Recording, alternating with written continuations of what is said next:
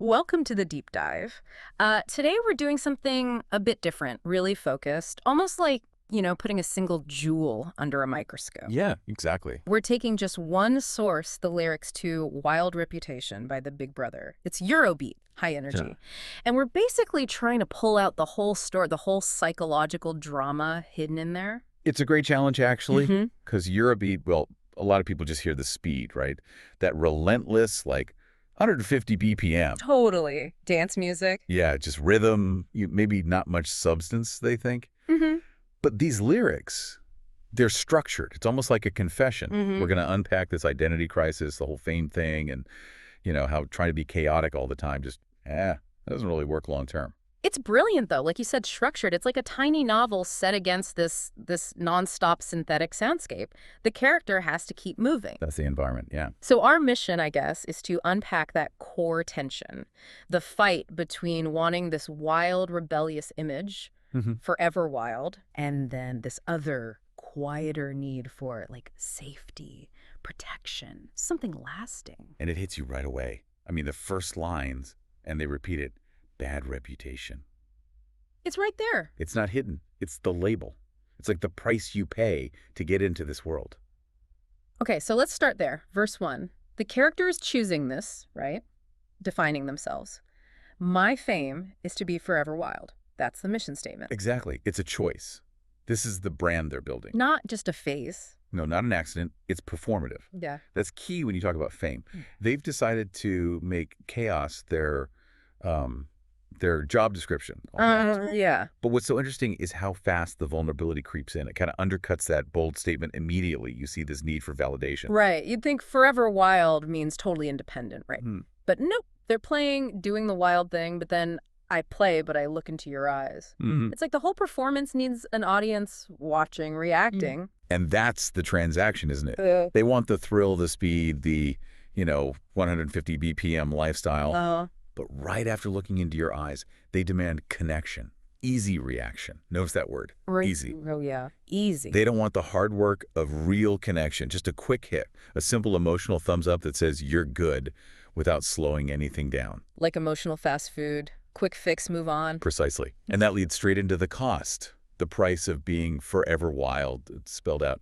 Moving affections. If your whole brand is change, being fluid, never settling, then affections, giving or getting them, they can't stick around either. Yep. The wildness itself means connections have a built-in expiry date. Okay, so verse 1 gives us the swagger, the chosen identity, but that sounds exhausting. It is. And that brings us to verse 2, where it all just flips, doesn't it? That opening boast, my fame is to be forever wild, becomes... My shame is to be forever wild. Wow, fame to shame. Just like that. That's the core psychological turn in the song. It happens incredibly fast. And it screams, this isn't sustainable. Yeah. What started as this cool chosen identity under the lights, by verse 2, it's a burden, maybe you regret, and look at the setting, just playing in the night. Oh, interesting. From fame to just playing in the night. Yeah, it's less glamorous, maybe more hidden. Like this wildlife can't really handle the daylight. Which fits the Eurobeat club scene perfectly, right? Nighttime, fast, fleeting. And in that setting, they suddenly need things that seem totally opposite to the wild image. Exactly. You'd expect zero rules, zero help. But they say, I need protection, major election. Protection Yeah. from what? Themselves, the lifestyle. It's fascinating, isn't it? Protection against the chaos they create. But let's pause on major election. That one's odd. It really stands out. Election, like a vote, a formal mandate. Yeah, what are they hoping to be elected to? It's more than just general validation, I think, given the fame context. Major election points to needing like massive mainstream approval or maybe industry backing. They need this system, the public, someone to officially sign off on their chaotic self. Whoa. So it's a paradox. You build your rep on being unpredictable. Right. But you crave the ultimate predictability, formal security, being elected just so you can keep being unpredictable. Exactly that. It's totally unsustainable. They want the world to vote them safe to be wild. They need that external guarantee, that permanence from being chosen, to counteract the moving affections and the shame that's creeping in. And that whole conflict, running from stability but desperately needing security, it really peaks in the pre-chorus. This is where the future and the fear of changing comes crashing in. Right, because if the wildlife is becoming a trap, Uh-huh. the escape route looks just as scary. They say it outright. Promised man is the real terrible fate. And promised man, that sounds specific, like settling down the conventional path. Domesticity, maybe? Losing your edge? You'd Think they're normal. Whatever it is, they see that structured life, not as salvation, but as, well, doom, a terrible fate. It's like the chaos is actually a shield protecting them from the horror of being ordinary. So the bad reputation is self-defense against becoming predictable. It's the lesser of two evils for them. Seems that way. But crucially, the lyrics show they are struggling with it. There's a way out being considered. Ah, yes. The next line. Voices arise that one day I might get over. There it is.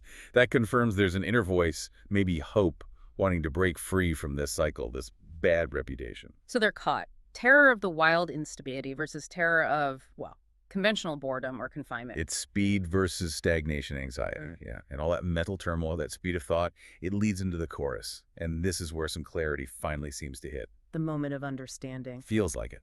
Looking inside, now understanding all the contradictions, feigned shame, connection moving on, they seem to resolve into one big realization. But what is the resolution? It's not the promised man, clearly, and they haven't won the major election. No. What they say will endure, what gets saved is, only time will save my music. Yeah, not the person, not the reputation. The music, the art. Exactly. The focus totally shifts. The person might be a wreck, the reputation shot. Yes. But the creative work, the song itself, that's what lasts. That's like the ultimate artist's trade-off, isn't it? The lifestyle might burn you out, but the art lives on. It's an admission that this high-octane life isn't built for survival, maybe just for creation. The music, that 150 BPM track, outlives the performer. Wow. And this leads to the final, absolutely critical line of the chorus, the one that ties it all together and flips verse 1 completely on its head. Okay, hit us with it again, the big realization. It's to the line, paradise can't last as a lifetime. Boom. There it is. That wild reputation, the forever wild dream, that was the paradise. The temporary paradise, and now they get it. This state of constant motion, no boundaries, total freedom, it just can't be sustained. Not for a whole lifetime. It contradicts forever wild completely. Totally. It's the final, maybe painful piece of self-awareness. They define themselves by moving affections, by constant change. But they realize a real lifetime needs structure, stability, things the wildlife actively rejects. So the song basically charts the journey from I'm going to be wild forever to, oh wait, forever isn't actually possible this way. Exactly, from declaration to admission. So wrapping this up, we've followed this arc from like celebrated chaos through the anxiety and shame needing protection to finally understanding that only time and maybe the art created during the chaos actually lasts when that paradise of being wild inevitably fades. Yeah, and maybe the kinetic sound of the Eurobeat track itself is the sound of that panic, the sound of realizing the clock's ticking on this identity. That makes sense. The music embodies the feeling. It's acknowledging that the thrill, the fame of being wild, it's intense, it's intoxicating, but it's designed to be a short burst, not a marathon. So what's the final thought you think listeners should take away maybe next time they hear this track blasting? Well, it's that core tension, isn't it? It's kind of inescapable in the lyrics. If you build your whole identity, your reputation, on constant change, moving affections, how can you ever square that with the very human need for something permanent, something that lasts a lifetime? You can't have both. It seems not. You choose the intense, temporary paradise, or you choose the sustainable, maybe terrible fate of the conventional future. The song lays out the choice, but suggests even the safe option feels like a loss. And that, I think, is the beautiful, tragic paradox it leaves you with.